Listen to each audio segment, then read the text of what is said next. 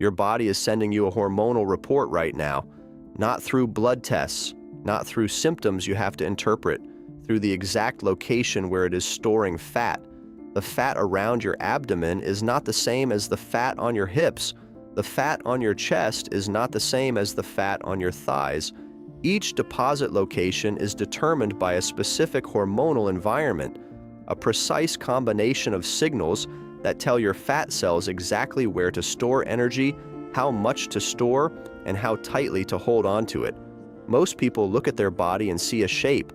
What your biology sees is a hormonal map, and every region of fat accumulation is a data point, telling you which hormonal signal is dominant, which is deficient, and which system has been under chronic stress long enough to reshape where your body stores its energy reserves.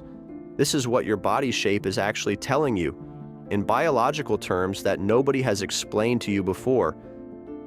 Fat tissue is not what most people think it is. The conventional understanding of body fat is that it is a passive storage system, a biological warehouse where excess energy sits waiting to be used. This understanding is approximately 50 years out of date. We now know that fat tissue is an endocrine organ. It produces hormones. It receives hormonal signals. It communicates with your brain, your liver, your immune system, and your reproductive system through a class of signaling molecules called adipokines. Leptin, the hunger-regulating hormone we covered in episode 5, is produced almost entirely by fat cells. So is adiponectin, which regulates insulin sensitivity and inflammation. So is resistin, which promotes insulin resistance. Fat tissue also contains an enzyme called aromatase, which converts androgens, including testosterone, into estrogen. The more fat tissue you carry, the more aromatase activity, and the more testosterone gets converted into estrogen.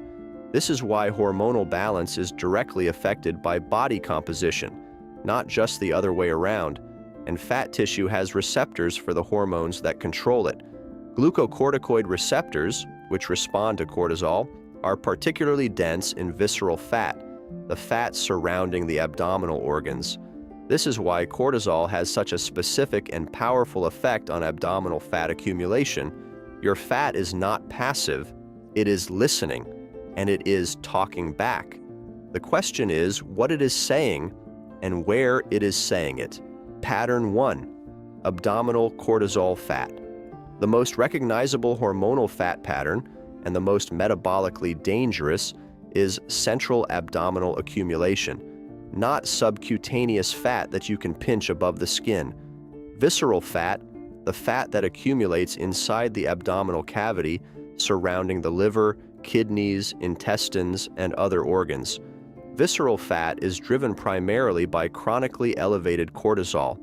As we covered in episode 3, cortisol is your stress hormone, but it is also a powerful metabolic regulator. Visceral fat tissue has a significantly higher density of glucocorticoid receptors than subcutaneous fat. When cortisol is chronically elevated, from work stress, sleep deprivation, inflammatory diet, or any sustained physiological stress, these receptors are continuously activated, and lipoprotein lipase in visceral fat is upregulated. The visceral fat cells become exceptionally efficient at absorbing and storing circulating fat. The second driver of visceral fat is chronically elevated insulin, the first hormonal signal from episode 5. When insulin remains elevated throughout the day from frequent eating and high glycemic foods, visceral fat cells receive a continuous storage signal. The combination of high cortisol and high insulin is the most powerful driver of visceral fat accumulation in human biology. The clinical marker most strongly associated with this pattern is waist circumference relative to height. A waist-to-height ratio above 0.5, meaning your waist is more than half your height, is consistently associated with elevated visceral fat, elevated inflammatory markers, and dysregulated cortisol and insulin signaling in peer-reviewed research. What is changing this pattern? Everything from episodes 3, 5, and 6, cortisol timing, insulin management through meal spacing, and the fasting window that allows visceral fat to be mobilized. Visceral fat responds faster to lifestyle intervention than subcutaneous fat because it is more metabolically active. Pattern 2. Estrogen-dominant peripheral fat. The second hormonal pattern is characterized by disproportionate fat accumulation in the hips, thighs, and lower body, with relatively less accumulation in the abdomen.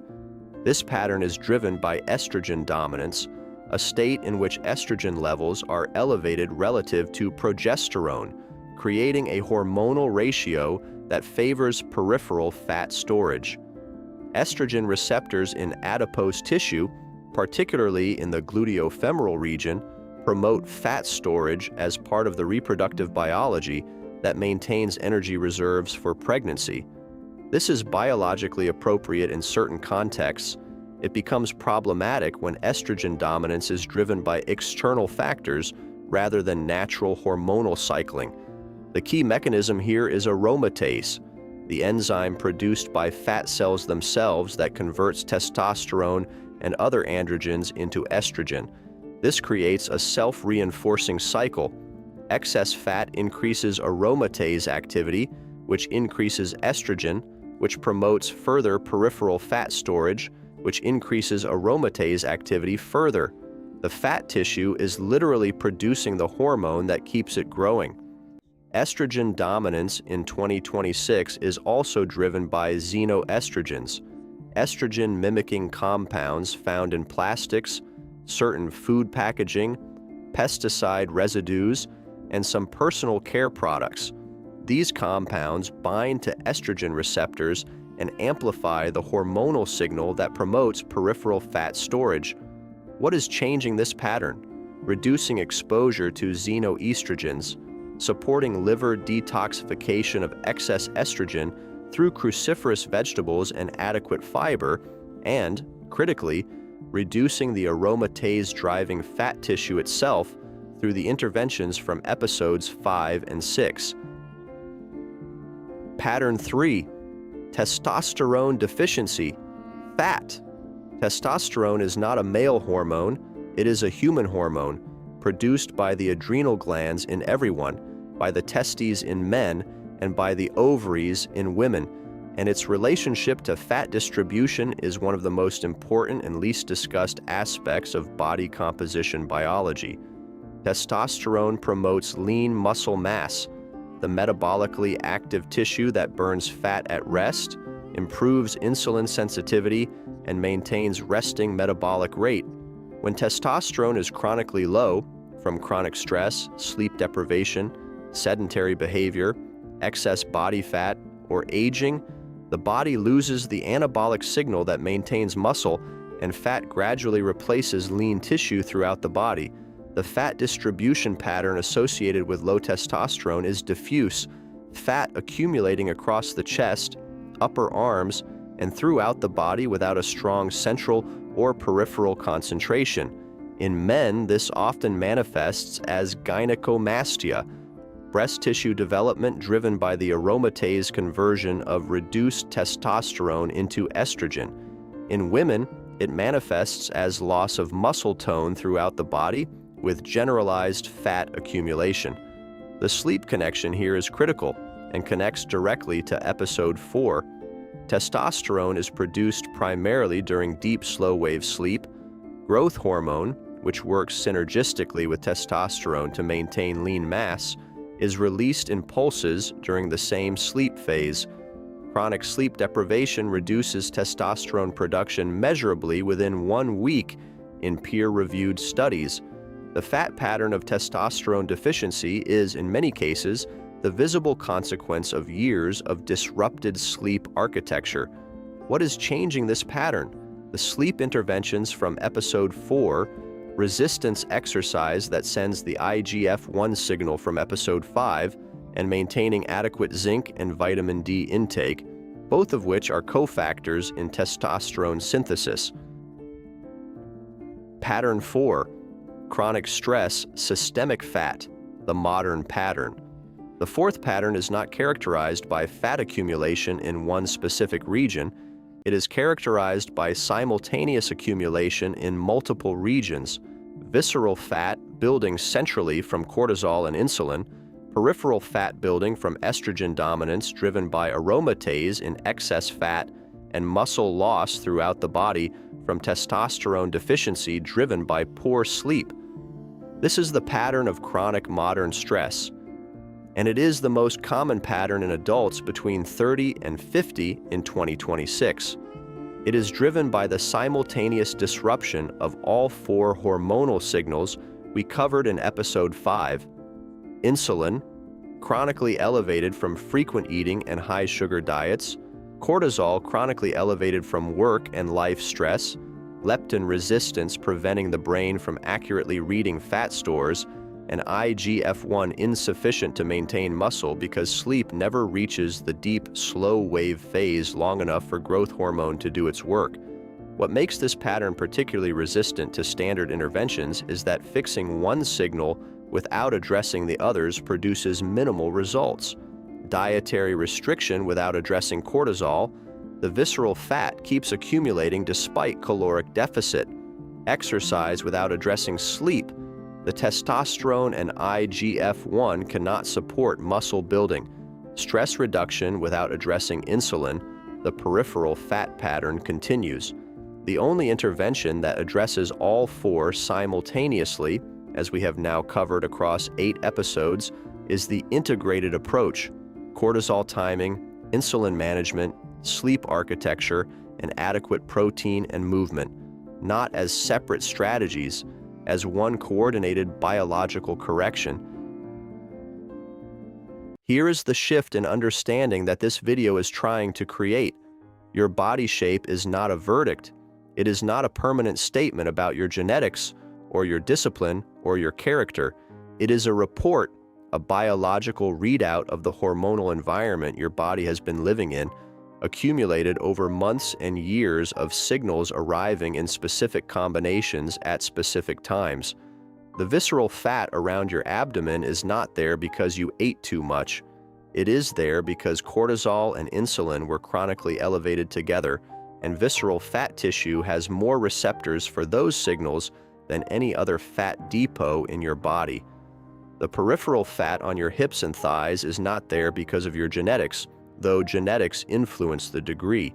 It is there because aromatase in excess fat tissue has been converting androgens to estrogen, and estrogen receptors in peripheral fat have been responding to that signal for years.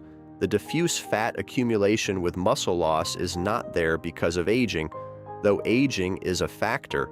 It is there because the deep, slow-wave sleep that produces testosterone and growth hormone has been disrupted, and the IGF-1 signal that maintains lean mass has been insufficient for long enough that the body chose to prioritize fat storage over muscle maintenance. And the modern pattern, all four simultaneously, is not inevitable. It is the predictable output of a specific set of inputs that can be changed, not all at once, not dramatically, but precisely and consistently. The map your body is drawing right now will look different in 6 months if the signals change. Not because you forced it, but because you gave the biology different instructions. And biology follows instructions. Everything you need to change each of these 4 patterns has been covered across the 8 episodes of Body Signals: the cortisol timing from episode 3, the sleep architecture from episode 4, the 4 hormonal signals from episode 5, the fasting window from episode 6, the caffeine timing from episode 7, and now the map that tells you which patterns you are working with and which signals to prioritize first. If you want to understand specifically how visceral fat responds to the fasting window and why 16 hours of fasting produces measurably different visceral fat reduction than 12 hours, that mechanism is in episode 6. Watch it next. Subscribe to Body Signals. Every week, one mechanism, explained the way it actually works,